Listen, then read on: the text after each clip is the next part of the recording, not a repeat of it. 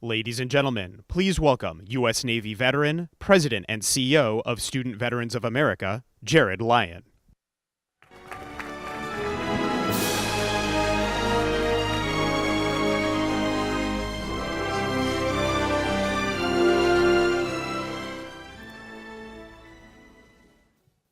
So I'm a pretty dumb kid, and I grew up on the South Shore of Massachusetts in a small town called Carver.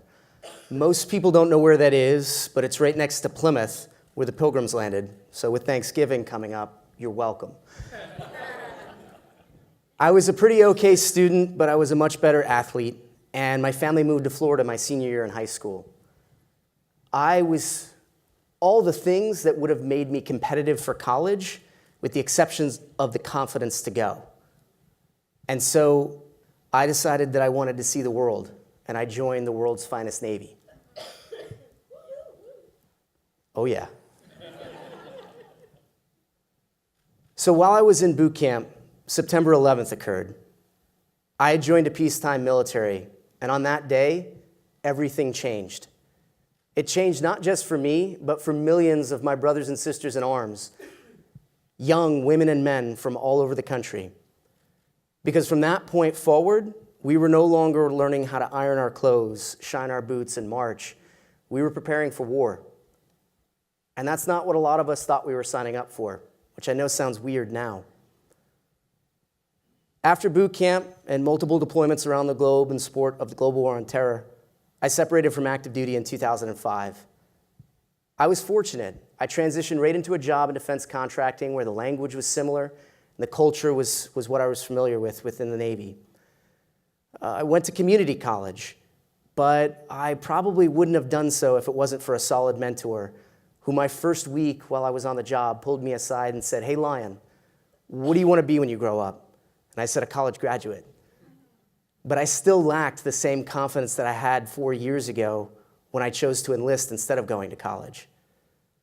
So he told me he didn't care what I was doing next week, that I wasn't to come back to the office until I was enrolled in classes. And so Brian gave me that push. I left my job in defense contracting and decided to start my first business. I learned a lot in that first business, which is code for lost a lot of money. And then I spent 3 months looking for a job. I was an enlisted petty officer, so I was a leader. I'd had a few years of experience both in the military and out, and I thought I'd be a shoo-in for an entry-level management position. But I couldn't even get an interview because as an enlisted leader, we're not always looked at for those positions. And so out of frustration, after 3 months of looking, I did what a lot of veterans do and started my second business. This led me to a job in Major League Baseball as the manager of Florida operations for the Washington Nationals. I did that for 3 years before deciding to return back to school for something that I was only calling a check in the box, my bachelor's degree. It'd be that check in the box that I could get a job in entry-level management. So I enrolled as a transfer junior at a small state school in Florida. No one's probably ever heard of it, Florida State. Go Noles. But I showed up onto a campus with 42,000 undergraduates who were all between the ages of 18 and 22. And as a 28-year-old transfer junior, to steal a term from the Navy, I couldn't have felt more like a fish out of water. And it was in that experience of the first 2 weeks that I was planning my exit, because I kept saying that no piece of paper could be worth the experience of feeling so out of place in an academic institution. I had a really tough conversation from my girlfriend at the time, my wife now, who said, "You don't quit." And so the next day, I saw a silly little advertisement that said, "Are you a veteran? This room, this date, this time." And I think at that time I'd been out for 5 years. I'm not sure that I considered myself a veteran, and not because I was not proud of my service. I certainly was. But a veteran to me was my grandfather. I'll be a veteran when my pants are a little higher around my waist, wear the campaign ball cap. And so what it did say to me is, "Are you a grown-up? And would you like to talk to other grown-ups?" And I was like, "Yes." And so that's when I showed up on campus to my first Student Veterans of America meeting. Fast forward a few years, I've since worked at a major university, Syracuse University. I finished a graduate degree. I've become an adjunct professor. I teach at Syracuse University's Whitman School of Management, in the entrepreneurship department. And so for that dumb kid from Massachusetts that didn't have the confidence to go to school, I'm like a lot in my generation. Fully 52% of all transitioning post 9/11 service members go directly to college on the GI Bill. Of that population, nearly 2/3 of us are just like me, a first-generation college student. Most people think that maybe we don't belong in higher education because a lot of us lack that confidence to be what we're capable of. But I'm here to tell you that today's student veterans are among the most successful in higher education. We're more likely to earn a bachelor's degree than our civilian counterparts. When we do, the top 3 majors that we're currently pursuing, of the 1.1 million of us that are in college right now, are business, STEM, and health-related fields, arguably some of the most marketable degrees in the country.